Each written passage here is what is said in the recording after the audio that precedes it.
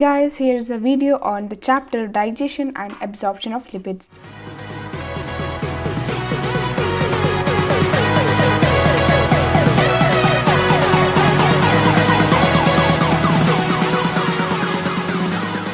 So we'll make a simplified chart, same as we have made for carbohydrates as well as the proteins, and thus we'll start. So first one is the same thing, that is mouth. The area is mouth. The juice present in the mouth, as we know, it is saliva. The enzyme is lingual lipase. So in carbohydrates we saw the enzyme salivary amylase. In the proteins there was no proteolytic enzyme. The enzyme started from the stomach, whereas in the lipids, digestion of lipids, the enzyme present is lingual lipase. So the substrate is triglycerides, which converts into 1,2 diacylglycerol as well as fatty acids. So here the usual end product coming is fatty acids. So the substrate is triglycerides, which converts into fatty acid as well as 1,2 diacylglycerol. 1,2 diacylglycerol. So next, further moving on to the stomach.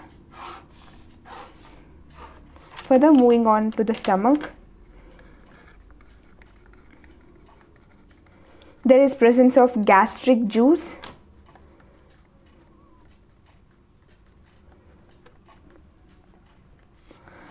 The enzyme involved is gastric lipase, same thing,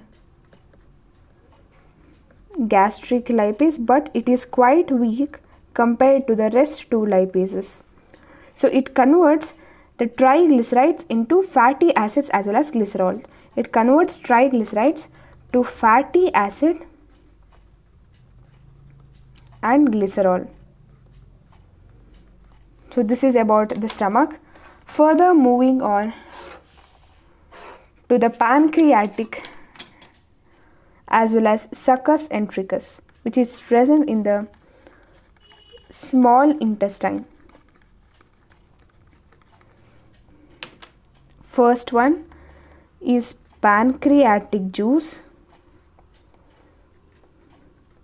So there are 6 main enzymes present in the pancreatic juice. First one is pancreatic lipase. Pancreatic lipase. So pancreatic lipase converts triglycerides to fatty acids as well as monoglycerides. It converts triglycerides into fatty acids as well as monoglycerides. Second one is cholesterol ester hydrolases, which converts cholesterol ester into fatty acids and the free cholesterol. So the second one is cholesterol ester hydrolases, which converts the cholesterol ester into fatty acid as well as free cholesterol.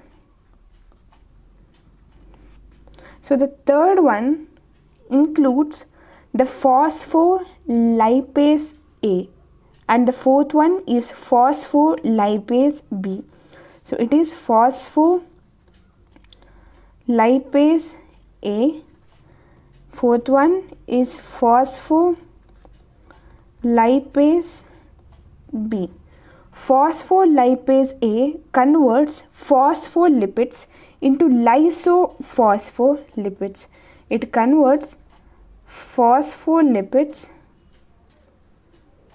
into lysophospholipid, whereas phospholipase B converts lysophospholipids into phospholipids choline and free fatty acids. It converts this lysophospholipid into phosphorylcholine and fatty acid. The last one is bile salt activated lipase. So last one is bile salt activated lipase, which is mainly present in the liver. As the name indicates, bile, it is present in the liver. So bile salt activated lipase will convert the cholesterol ester into cholesterol as well as free fatty acid, as we have studied in the cholesterol ester hydrolysis. It converts cholesterol ester into cholesterol and free fatty acid. The last one is succus entericus. The another one is the succus entericus.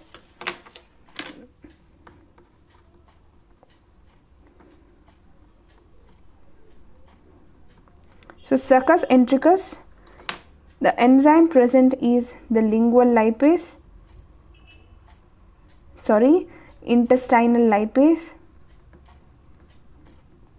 There is intestine, small intestine, so there is intestinal lipase, which converts triglycerides to fatty acids and glycerol. It converts triglycerides to fatty acid and glycerol. So this is the rough table of the digestion of lipids. Now we'll study about the detailed study of digestion of lipids. So the lipids are digested by the lipolytic enzymes. Lipids are digested by the lipolytic enzymes. Carbohydrates are digested by the amylolytic enzyme. Proteins are digested by the proteolytic enzyme, whereas lipids are digested by the lipolytic enzymes. First, we'll look after the digestion in mouth. The saliva contains lingual lipase. As I have said, saliva contains lingual lipase. This enzyme is secreted by the lingual glands of the mouth and is swallowed along with the mouth. So the lipid digestion does not commence in the mouth. First thing, saliva contains lingual lipase. So lingual lipase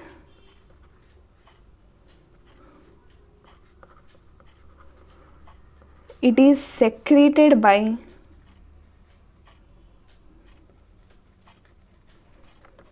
lingual gland of mouth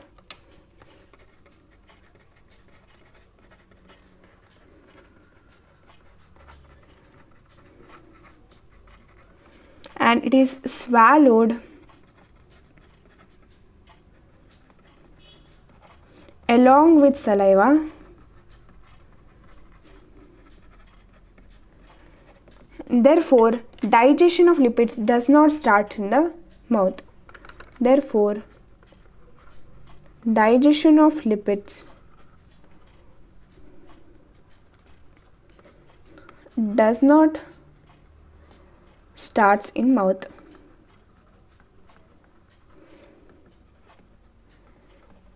Moving on to digestion in stomach. So there is presence of gastric lipase. It is a lipolytic enzyme present in the gastric juice. So in the gastric juice, there is presence of an enzyme called as gastric lipase. Further moving on to intestine.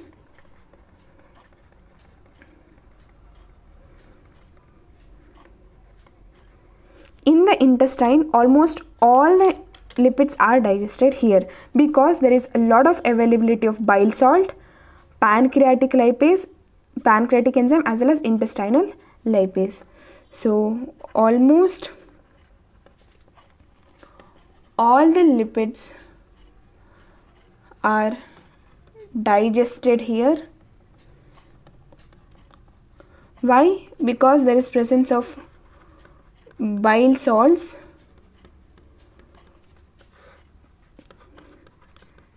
pancreatic juice, as well as succus entericus. There is presence of bile salts, pancreatic juice, as well as succus entericus. So speaking about the bile salts plays a very important role in the digestion of lipids. So it plays important role in digestion of lipids.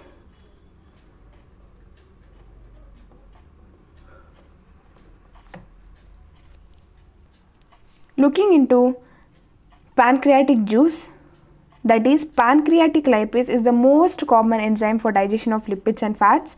There are other lipolytic enzymes, that is cholesterol ester hydrolase, phospholipase A, phospholipase B, etc. The main important is pancreatic juice. What are the other 5 one? That is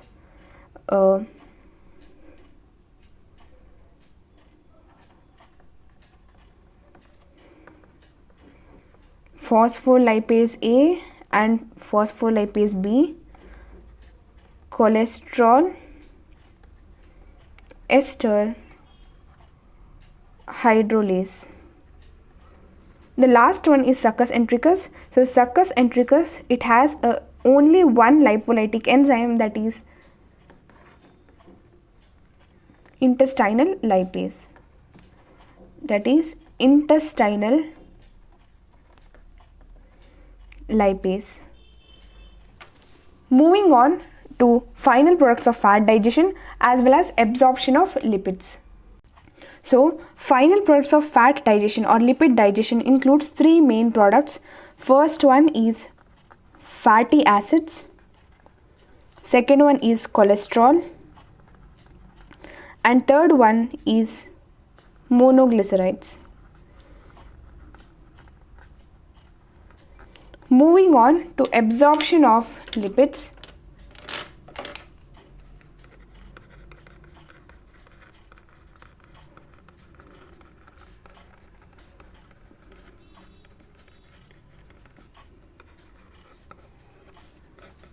Five marker.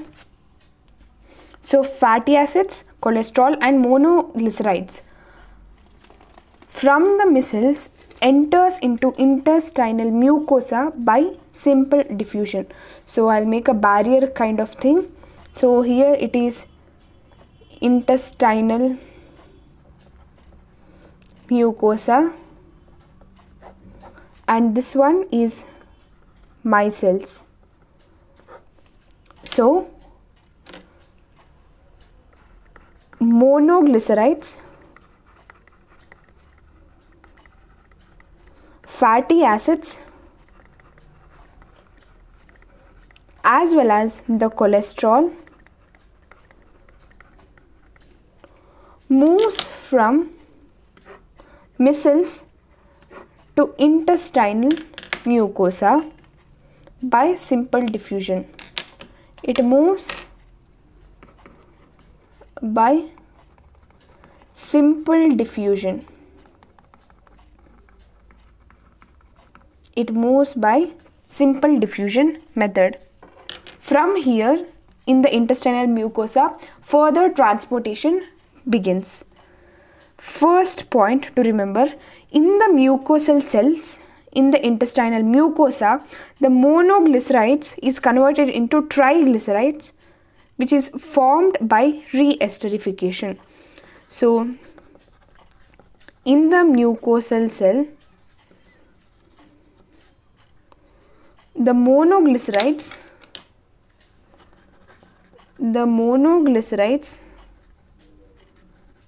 is converted into triglycerides. It is also formed by reesterification.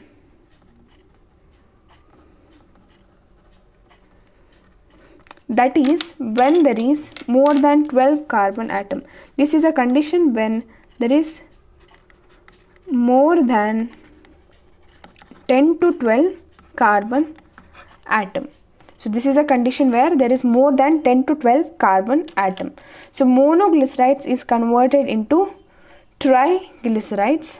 Monoglycerides, I'll do a column. Monoglycerides is converted into triglycerides. It is also formed during esterification.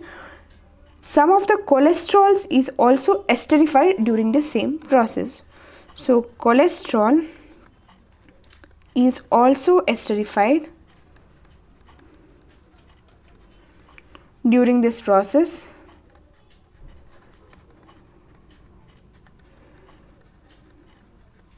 Next step, the cholesterol ester as well as the triglycerides ester is coated with a layer of protein, cholesterol as well as phospholipids, which is called as chylomicrons. Very important point.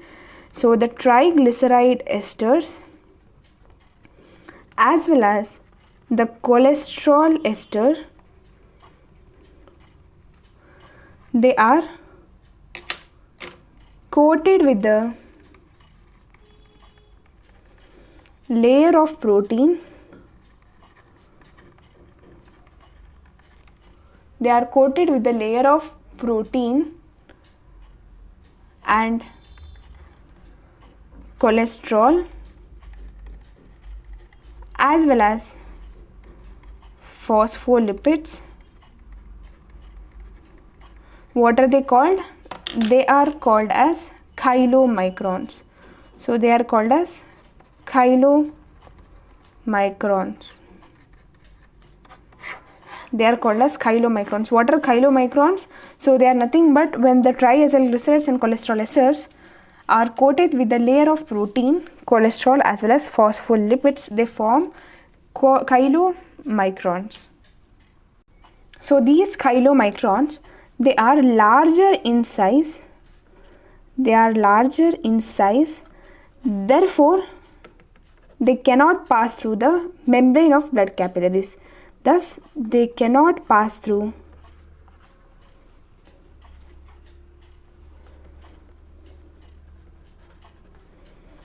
membrane of blood capillaries.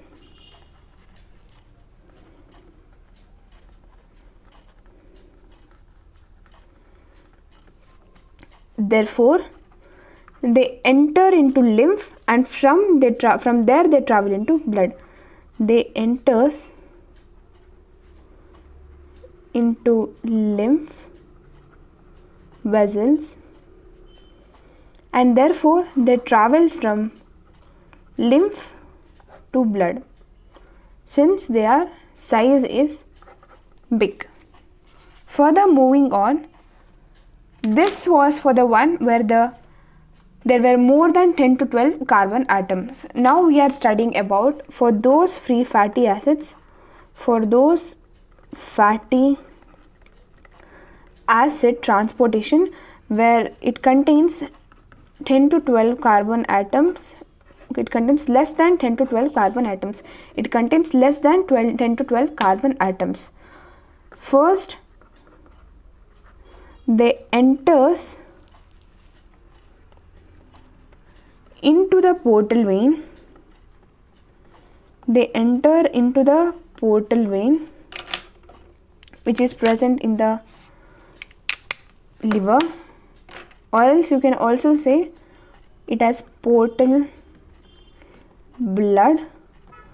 They enter into portal blood from the mucosal cells, that is from the intestinal mucosa.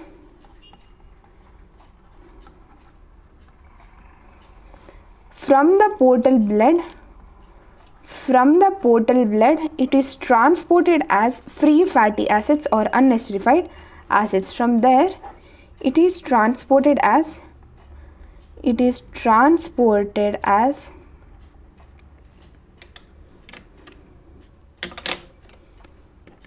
free fatty acids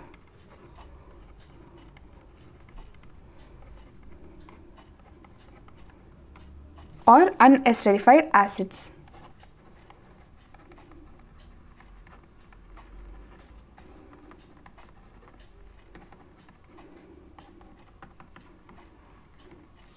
So last two important points to be noted down, that is, most of the fats are absorbed in the small intestine.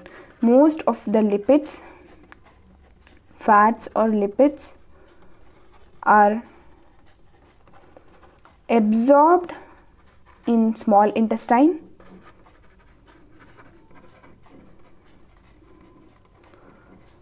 Presence of bile and bile pigments is very essential for fat absorption. So presence of bile and bile pigments is very essential for